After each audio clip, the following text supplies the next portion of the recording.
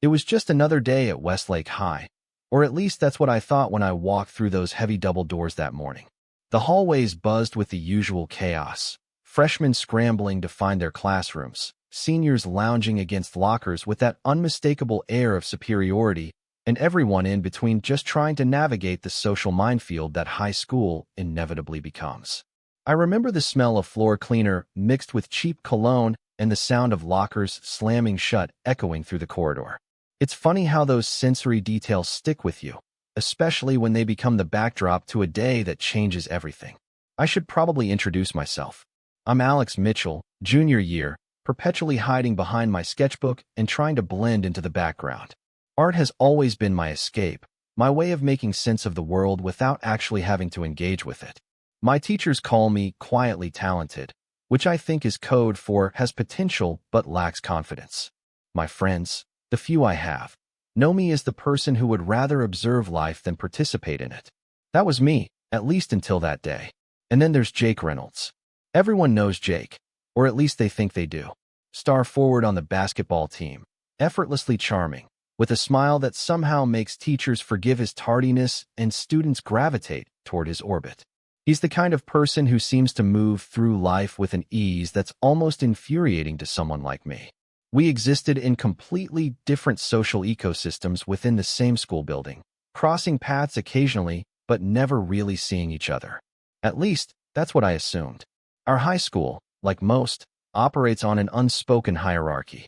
There are the athletes at the top, followed by the popular kids who aren't necessarily athletic, but somehow earn their status through some combination of attractiveness, charisma, and family money. Then come the academically gifted, the theater kids, the band geeks, and somewhere near the bottom, the quiet artistic types like me. We all know our places, rarely venturing outside our designated territories. It's almost primitive, this social stratification, but it's how we survive these formative years. It was in Ms. Harrington's advanced chemistry class that everything changed. I was paired with Jake for a lab experiment, something about chemical reactions and catalysts, which seems almost too metaphorical in retrospect.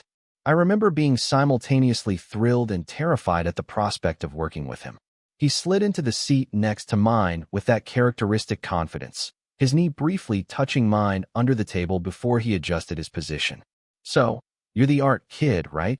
he asked, his eyes meeting mine with genuine curiosity rather than the judgment I expected. "I've seen your stuff in the showcase. It's really good." I mumbled a thank you, surprised he had noticed my work at all. We settled into an awkward but functional partnership, measuring chemicals and recording observations. Everything was going fine until Jake decided to improve our experiment by adding twice the recommended amount of catalyst. The resulting reaction was immediate and dramatic. A plume of blue smoke erupted from our beaker, setting off the fire alarm and causing general chaos in the classroom. Miss Harrington's face turned almost as blue as the smoke as she pointed toward the door. "Principal's office. Both of you. Now." Her voice cut through the commotion like a knife, leaving no room for argument or explanation. The walk to Principal Donovan's office felt like a march to the gallows. For me, this was unprecedented territory. I had never been in trouble before. My strategy of flying under the radar had served me well until now. Jake, on the other hand, seemed almost at ease, as if the principal's office was just another room in the school he frequented. "Relax," he said, noticing my clenched fists and rapid breathing. "Donovan's bark is worse than his bite. Besides, it was just a little smoke. A little smoke that evacuated the entire science wing," I reminded him, finding my voice despite my anxiety. "This is going on my permanent record. What if it affects my college applications? What if they call my parents?" Jake laughed, not mockingly, but with a warmth that somehow eased the tension in my shoulders. "Your permanent record? Is that still a thing people worry about?" He shook his head. "Trust me, in 20 years, no one's going to care about the great chemistry catastrophe of junior year." I wanted to believe him, but the knot in my stomach tightened as we approached the administrative office. The secretary, Mrs. Patel, looked up from her computer and sighed when she saw Jake. "Again, Mr. Reynolds? And you've brought company this time." She glanced at me with a mix of surprise and disappointment before picking up her phone. "Have a seat. Principal Donovan will see you shortly." We sat side by side on the uncomfortable plastic chairs outside the principal's office. The wall across from us was adorned with student achievement plaques and framed newspaper clippings celebrating Westlake's various successes. None of my artwork was displayed, but Jake's name appeared multiple times in basketball tournament announcements. It felt like even here, waiting to be disciplined, the school's social hierarchy was being reinforced. Jake leaned back in his chair, stretching his long legs out in front of him. "So, Alex the artist, what's your story? Beyond creating masterpieces and accidentally participating in chemical warfare?" His question caught me off guard. People like Jake didn't usually express interest in people like me. "Not much of a story," I replied, staring at my hands. "I draw things. I try to stay out of trouble. Until today, I was doing pretty well with that second part." "Everyone needs a little trouble now and then," he said, his voice dropping slightly. "It's good for the soul."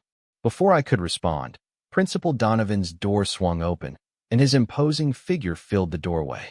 "Reynolds and Mitchell, come in."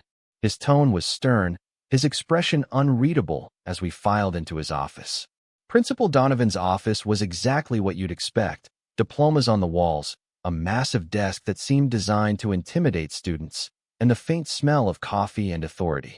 He gestured for us to sit in the two chairs facing his desk, then took his time settling into his own seat, making us wait in uncomfortable silence.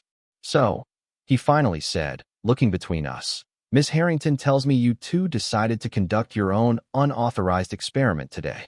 Care to explain why my science wing smells like a chemical plant and why I had to deal with the fire department for the second time this semester?"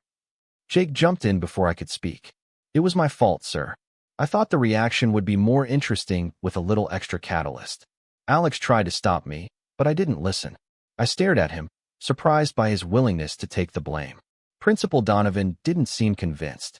"Is that true, Mitchell?" he asked, his gaze shifting to me. I hesitated. While Jake's version wasn't entirely accurate, I appreciated his attempt to shield me. "Not exactly, sir. I didn't try to stop him because I didn't realize what he was doing until it was too late. But the modification to the experiment was his idea, yes." Jake shot me a look that seemed part surprise, part respect. Principal Donovan leaned back in his chair, studying us both. "Honesty. Refreshing." He sighed heavily. "Reynolds, this is becoming a pattern with you. Brilliant mind, poor choices. And Mitchell, I'm surprised to see you here. Your teachers speak highly of your focus and responsibility." The contrast in how he addressed us highlighted our different standings even in this moment of shared trouble. Jake was the troublemaker with potential. I was the good kid who should know better. "Both of you will serve detention for the next week, helping the janitorial staff clean the science wing after school. Additionally, you'll write a detailed report on laboratory safety protocols and present it to all the science classes." He paused, letting the punishment sink in. "And you'll be working together on this. Perhaps Mitchell's responsibility will rub off on you, Reynolds." Jake's leg bounced slightly under his chair, but his expression remained neutral. "Yes, sir. Yes, sir," I echoed, already dreading the prospect of standing in front of classes full of students. As Principal Donovan continued outlining our punishment, I felt something unexpected, Jake's hand brushing against mine. At first, I thought it was accidental, but then his pinky finger hooked around mine for just a moment. It was brief, almost imperceptible, but it sent a jolt through me that was more powerful than any chemical reaction we'd created in the lab. When I glanced at him, Jake was looking straight ahead at Principal Donovan, but there was a slight smirk playing at the corner of his mouth. That smirk, confident, mischievous, and somehow meant just for me, made my heart race in a way I wasn't prepared for. Principal Donovan finally dismissed us with a warning that our parents would be notified and that any further incidents would result in more severe consequences. As we walked out of his office, the tension that had been building inside me finally released in a nervous laugh. "What's so funny?" Jake asked as we made our way back into the main hallway, now empty as classes were in session. "Nothing. Everything. I don't know," I admitted. "I've just never been in trouble before, and somehow it feels liberating." Jake's smile widened. "Welcome to the dark side, Alex Mitchell. It's not so bad over here." There was something in the way he said my name, like he'd been saying it for years, that made me feel seen in a way I hadn't before.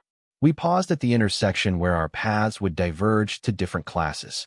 "So, detention partners," he said, running a hand through his already tousled hair. "Could be worse, right?" Definitely could be worse. I agreed, surprising myself with my candor. As we prepared to go our separate ways, Jake hesitated, then reached out and took my hand fully in his, giving it a quick squeeze. See you after school, partner. With that smirk still playing on his lips, he turned and walked away, leaving me standing there with my hand tingling and my mind racing. That moment in the hallway marked the beginning of something I couldn't have anticipated. The week of detention that followed became a strange sort of sanctuary. We'd meet in the science wing after the final bell, don the ridiculous rubber gloves and aprons provided by the maintenance staff, and set to work cleaning lab tables, organizing supply closets, and scrubbing away the lingering evidence of our chemical mishap. What started as awkward silence gradually evolved into comfortable conversation.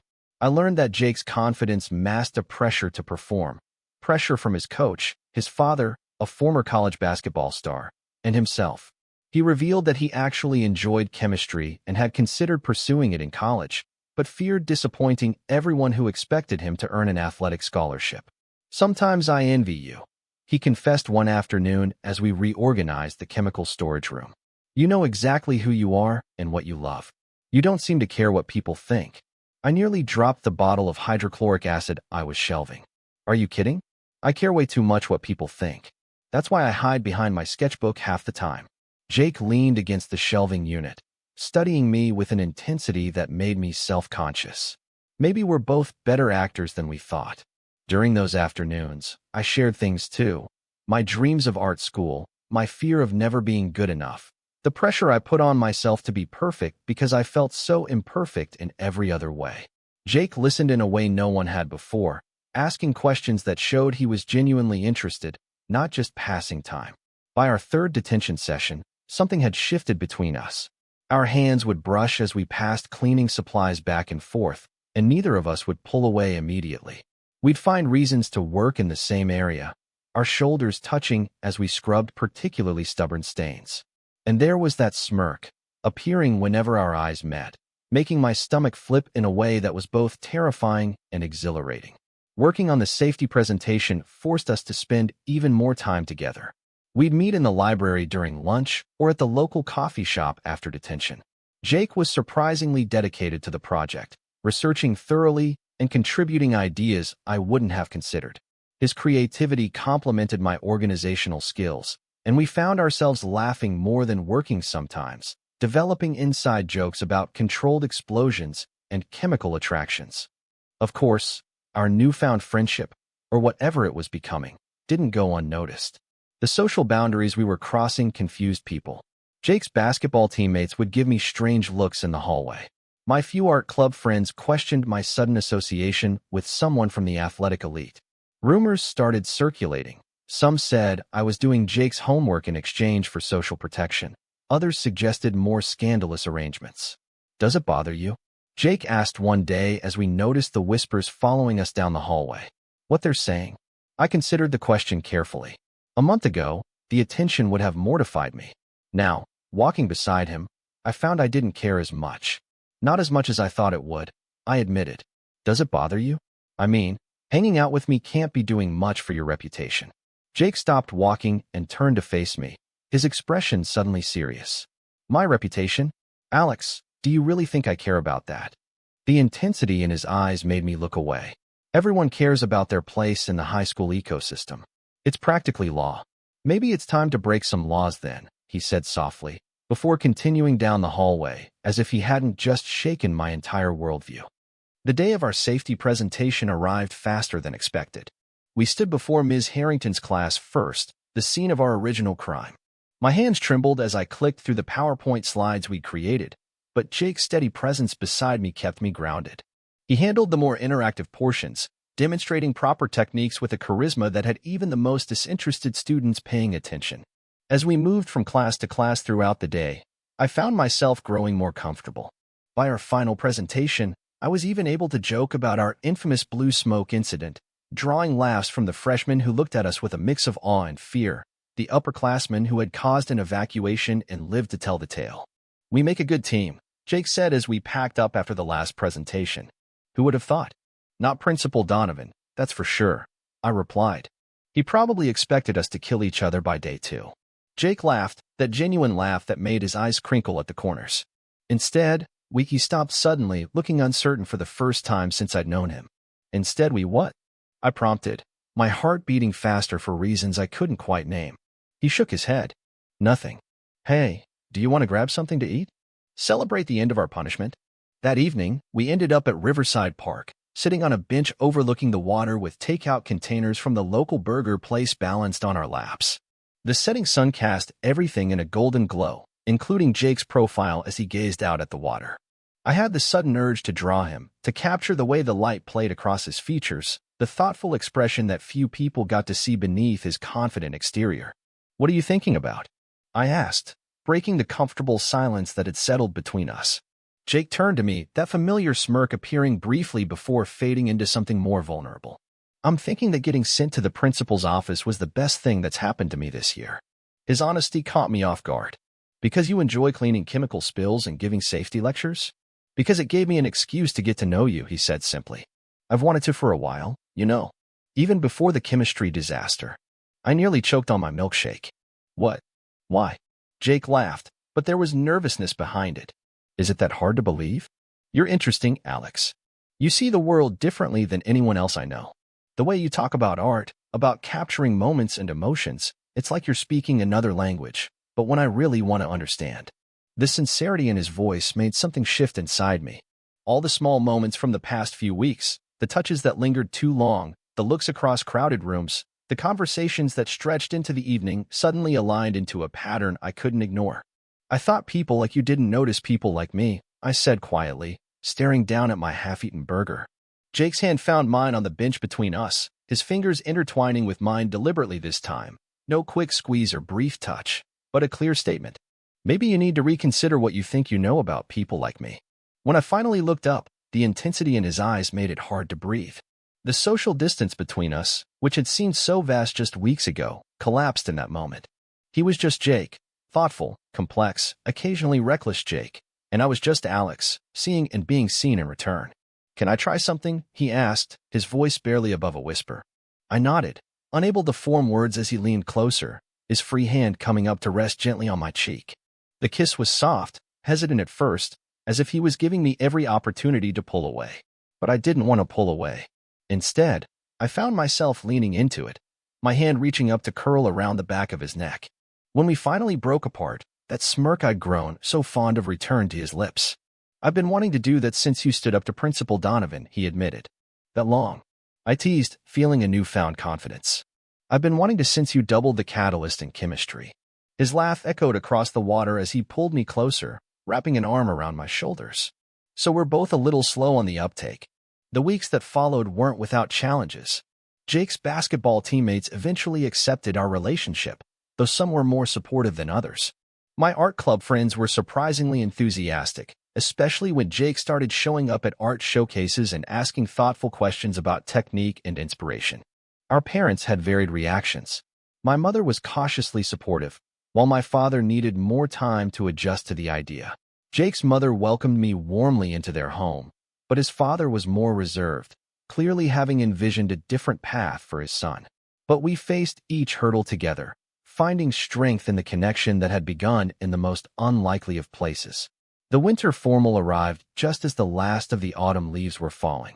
I had never planned to attend school dances before. Too much social anxiety, too many opportunities for awkwardness. But Jake was insistent, promising that we could leave early if I wasn't enjoying myself. As we stood in the transformed gymnasium, fairy lights twinkling overhead and music pulsing around us, I felt a strange sense of belonging that had nothing to do with fitting into high school categories and everything to do with the person standing beside me. Jake pulled me onto the dance floor despite my protests, guiding me through the crowd until we found a spot that wasn't too crowded. See? Not so terrible, he said as we swayed to a slower song, his arms wrapped securely around my waist. The night is young, I replied, but there was no real concern behind my words. With him, even this quintessential high school experience felt right somehow. As we danced, I caught sight of Principal Donovan chaperoning near the refreshment table. When he noticed us, a look of surprise crossed his face, followed by what might have been the ghost of a smile. He nodded slightly in our direction before turning his attention elsewhere. Did you see that? I murmured against Jake's shoulder. Donovan just gave us his blessing. Jake glanced over, then back at me with that smirk that still made my heart race. Maybe we should send him a thank you card. Thanks for the detention that changed everything. I'm pretty sure that would only confuse him. I laughed. Jake's expression grew more serious as he pulled me closer. I'm not confused anymore, though. Are you? In that moment, surrounded by our peers and swaying to music that would probably seem cheesy in a few years, I felt more clarity than I had in my entire high school experience. The social hierarchies that had once seemed so rigid and defining now appeared flimsy and arbitrary. The fear of judgment that had kept me hiding behind my sketchbook had diminished in the face of something more important: the freedom to be fully myself with someone who valued that person. No, I answered honestly, meeting his gaze. I'm not confused at all. Jake's smile, not a smirk this time, but something fuller and more genuine, lit up his entire face. He leaned down, pressing his forehead against mine. Good, because I'm pretty sure this is just the beginning of our story. As the music continued around us, I couldn't help but think about that day in the principal's office. How the universe had conspired through one reckless chemistry experiment to bring together two people who might never have truly seen each other otherwise. Sometimes, I realized, the most important reactions can't be contained in beakers or explained by scientific formulas. Sometimes they happen in principals' offices and detention rooms, in quiet conversations and held hands, in the brave spaces where we allow ourselves to cross the boundaries we once thought defined us. And sometimes, they begin with a smirk and a hand held out in invitation, asking if you're brave enough to see where the reaction might lead. Total _char_count, 17,927.